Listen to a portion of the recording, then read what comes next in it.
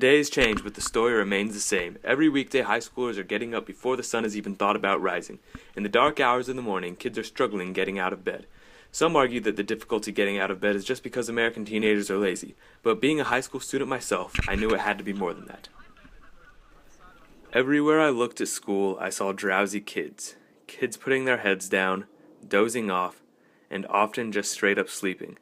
I knew widespread behavior like this could not be healthy for the millions of young adults in high school, so I drove out and sat down with pediatrician Dr. Becca Tate to discuss the issue and learn more about adolescent sleep deprivation. Symptoms for sleep deprivation are the same no matter what age you are, but what you're doing is different. So a high schooler, things that will show up is in difficulty being awake during the times you're supposed to be awake, so sleepiness during the day.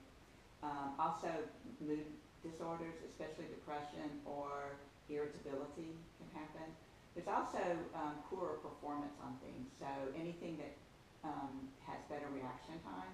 And so one of the bigger concerns for high schoolers is driving, and there's more potential for driving accidents because of that slower reaction time.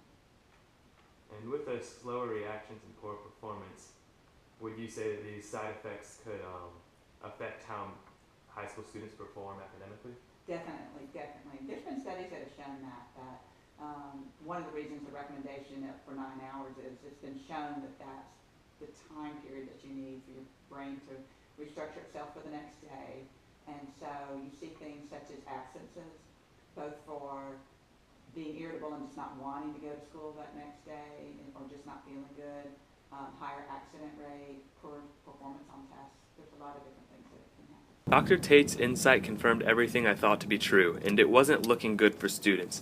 Increased risk of accidents, decreased performance in school, depression, sleep deprivation was shown to be a worse problem than most would have imagined. It's recommended that a high school age person, a teenager, get 8.5 to 9.5 hours of sleep a night. So we just say on average 9 hours of sleep.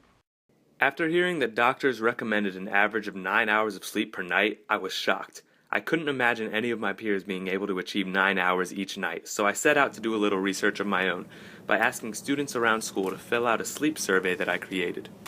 The results were astounding. Out of 41 willing participants who filled out my survey, only one reported getting 9 hours of sleep at night. Everyone else had much less, with the mean, median, and mode all hovering right about 6 hours.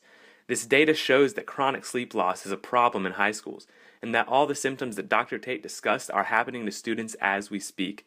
It is not fair to the students if we allow this to run rampant, so I began to search for ways to alleviate this problem. Then it hit me. If school started later in the day, then kids would be able to get more sleep each night. Research shows that as children become teenagers, their circadian rhythm, or body clock, naturally shifts up to 2 hours later, meaning high schoolers become night owls, late to sleep, late to rise. And I'm part of the American Academy of Pediatrics, which is the national coalition of pediatricians. We're 30,000 members strong. And just in the fall came out with the statements agreeing that later start times are what's recommended. There's been a lot of studies that have been in different types of communities, rural high schools, urban high schools, both in our country and overseas. And all of them have shown better performance, fewer accidents. Those studies that I spoke about just earlier, they actually found that kids were going to bed at about 11. 11 seems to be the time.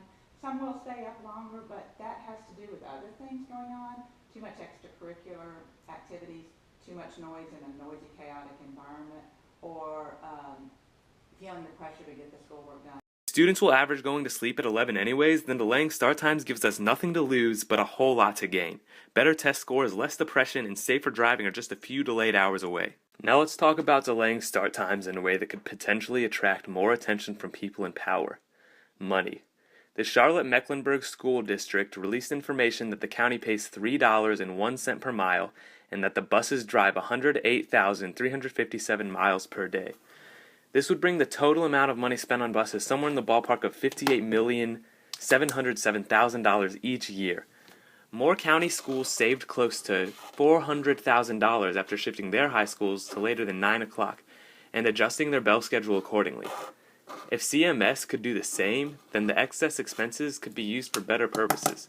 such as the much-needed supplies or even raising teachers' salaries. Delaying start times might not completely alleviate the sleep deprivation problem, but it would be a strong step and an important piece in a much larger puzzle. Other schools around America have caught on. It's time we did too.